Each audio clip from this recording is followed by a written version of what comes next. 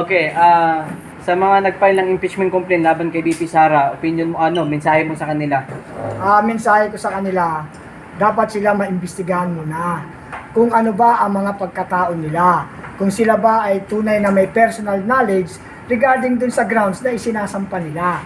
Kasi ano ba, mas mataas pa ba sila sa Commission on Audit? Mas mataas pa ba sila sa Supreme Court? Bakit sila nagsasampa na meron ng desisyon ng Supreme Court na ito ay unconstitutional? At ang Commission on Audit din ay nagdeklara na rin na clear, walang anomalya ang confidential fund ng ating VP Sara Duterte. At ang ating VP Sara Duterte ay pinagkatiwalaan ng 32 milyon na mamamayang Pilipino. Ngayon, hindi ba sila nahihiya? Sampa sila ng sampa ng impeachment kahit hindi naman dapat sampahan?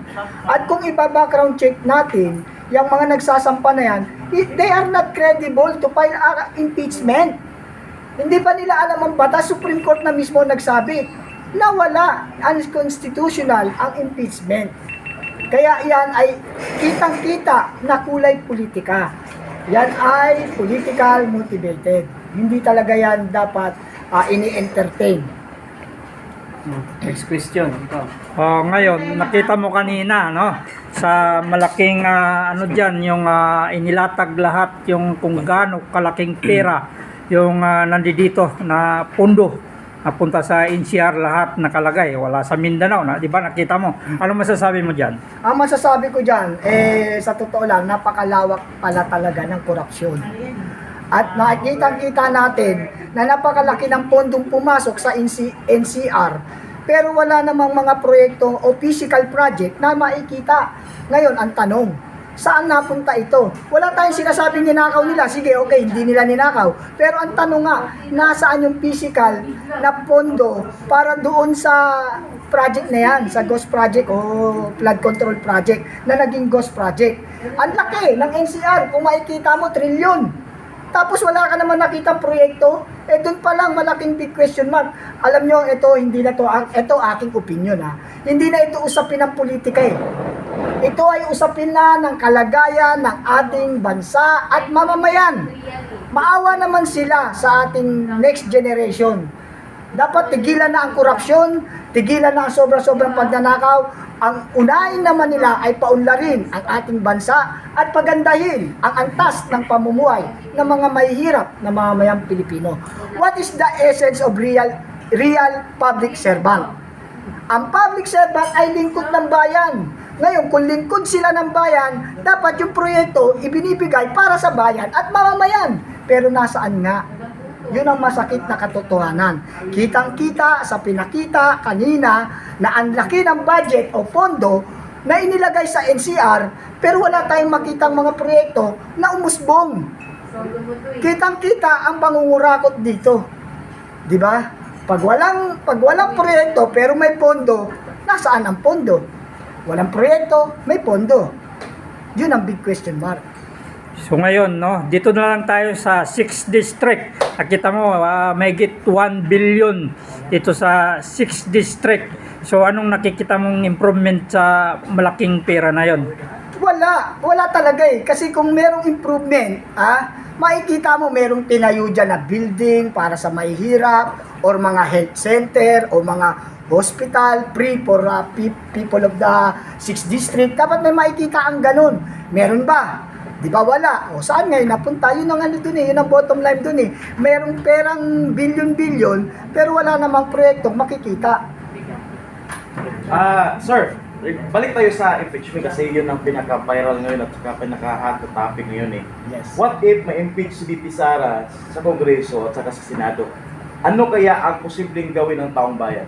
Kasi yan, pag na-impeach yan sa Kongreso at Senado, kitang-kita talaga na manipulation ito.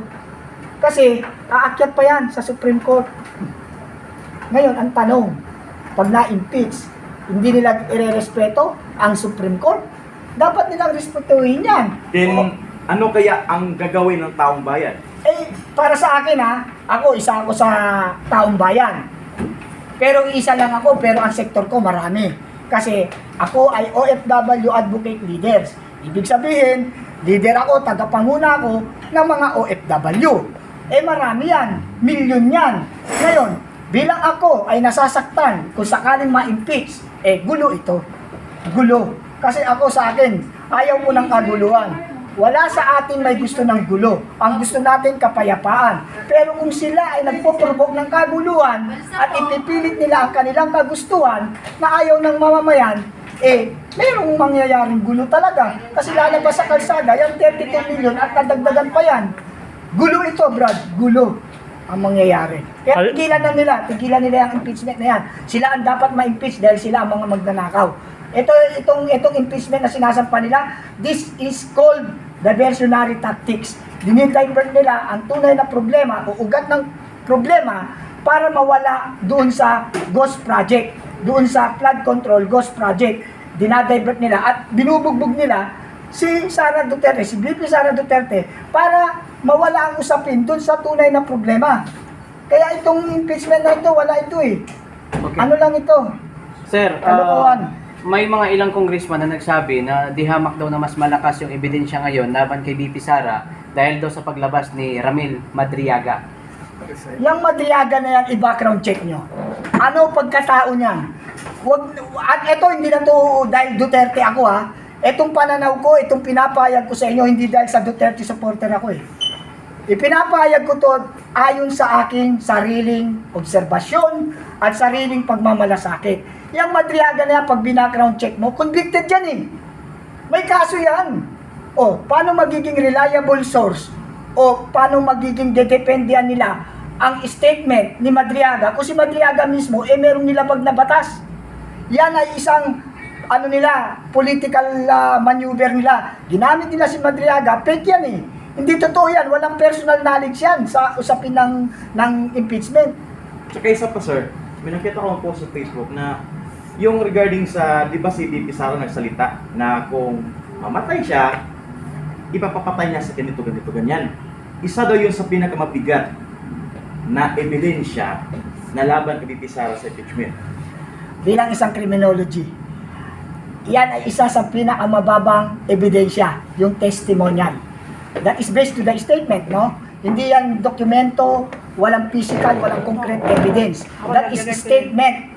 Ngayon, sinabi ni VP Sara yun, di wag nilang patayin. No, Yun lang yun eh. Active at saka Yun lang yun eh. Iba yung active. Wag nilang Iba yung patayin. inactive. Kasi, ang sinabi niya ay for awareness. To avoid. Para Pag pinatay maiwasan. siya, yun ang mangyari. Para maiwasan na hindi siya patayin. Kasi, kung siya hindi papatayin, hindi walang mamamatay sa kanila. Magiging- Kaya niya sinabi yun to protect herself. Yes. Gusto niya proteksyonan ng kanya sarili dahil alam niya na ang kalaban niya ay makapangyarihan Walang pananagutan at ng ina. umaabuso sa kapangyarihan. Walang pananagutan. Pwede siyang ipapatay kaya hindi yan labag sa batas, hindi yan matibay na sinasabi, Yes. matibay na ebidensya. Walang Hindi. nilabag na batas. Sa rules of court, isa sa pinakamahinang ebidensya yung testimonial. Ang pinakamabigat, alam nyo kung ano? Yung concrete evidence. Kahit i-research nyo yan, concrete evidence, that is a major na pinakamataas na ebidensya ipinipresenta sa korte. Concrete evidence, document evidence, circumstantial evidence, testimonial evidence. Testimonial, pinakamababa yan. Bakit ko nasabi? Kasi yan, pwedeng mabago. Pwede mong baguhin yan, i-withdraw mo yung statement mo, pwede. Next sir, impeachment naman ang pag-usapan natin ngayon. Masaya ka ba sa nangyaring impeachment kang BBM ngayon? Kay BBM, Yeah. yung pa nga mabigat eh. Moro-moro lang yung ginawa nila, sinampahan nila, pero